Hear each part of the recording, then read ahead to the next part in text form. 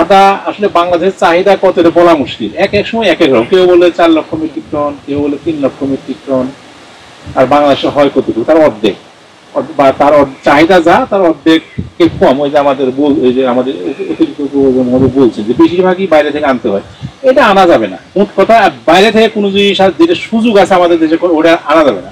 মশলার দামের উঠানামা করলে কি হয়, সরকারেরও মাথা ব্যথা হয়, ঘরের মধ্যে নানা ধরনের কি হয়, শান্তি অশান্তি সবই সৃষ্টি হয়। আমাদের সম্পদেরও সীমাবদ্ধতা আছে। এটাকে সর্বোচ্চ ব্যবহার করার জন্য বিভিন্ন ধরনের প্রযুক্তি আনতেছে।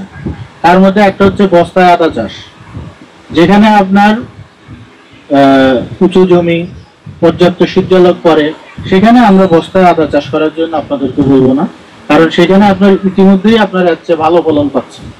কিন্তু আপনার বাড়ির আশেপাশে কিছু কিছু জায়গা আছে যেখানের মধ্যে আপনি চাইলে কি করতে পারেন, 2-4টা বস্তা রেখে দিতে পারেন। শুধু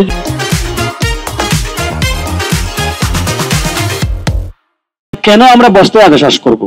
আমরা কি সমতলে করতে পারবো না? আদাটা এমন আপনার মশলা জাতীয় সবজি, তাই না? মশলা জাতীয়, এটা মশলা তো নাকি? আমরা সবাই তো মশলা খাই নাকি? মশলাটা এমন জিনিস যে স্বামী স্ত্রী সম্পর্কের মধ্যে মশলা ডিপেন্ড করে। একটা ঘরের মধ্যে যদি কোনো মাংস রান্না করে যদি মশলা একটু যদি কম হয়, তাহলে স্বামী স্ত্রী ঝগড়া লেগে যাবে, মারামারি লেগে যাবে, আর গ্রাম হলে তো কিলাকিলি লেগে যাবে। এরকম যদি মশলা যদি আপনার ভালো হয়, তাহলে সে তরকারির স্বাদ হবে, ভালো হবে। আর আদা, আমাদের দেশে কিন্তু আদার আবাদ কিন্তু খুবই কম। আদাটা এমন একটি মশলা জাতীয় আপনার ফসল যেটা আমাদের সম্পূর্ণ বিদেশ থেকে আমদানি করতে হয়। আর আমাদের দেশে যে সকল আদা হয় তার মধ্যে আমাদের 3 পার্বত্য এলাকা, বিশেষ করে রাঙ্গামাটি, বান্দরবান, খাগড়াছড়ি এই এলাকার মধ্যে প্রচুর পরিমাণে আদা হয়। আর হয় আপনার ফরিদপুরের দিকে, সমতলের কিছু এলাকা এবং মধ্যপুরের দিকে। কিন্তু ম্যাক্সিমাম আমাদের বিদেশ থেকে আদাটা আমদানি করতে হয়। এখন বিদেশ থেকে আমদানি করতে গেলে টাকা কি আসে না যায়? যায় না। তাহলে যেখানে আমাদের আমদানি যদি বেশি হয়, টাকা বেশি পরিমাণ বিদেশে যাবে। তো এখন আমাদের উদ্দেশ্য হচ্ছে কি, যদি আমরা আদার উৎপাদনটা যদি আমাদের বাড়াতে পারি, তাহলে আমদানি পরিমাণটা কমে যাবে।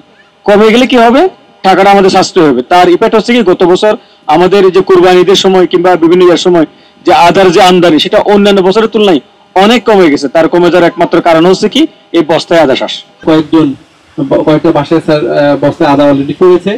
আমরা আশা করব আগামীতে এটা দিন দিন বৃদ্ধি পাবে এবং আমাদের যে প্রচুর বৈদেশিক মুদ্রা যে আমরা মশলাজাত ফসল আমদানি করতে আমরা ব্যয় করছি, এটা সাশ্রয় হবে। আমাদের এই যে প্রকল্প যে উদ্দেশ্য, এই উদ্দেশ্য সফল হবে।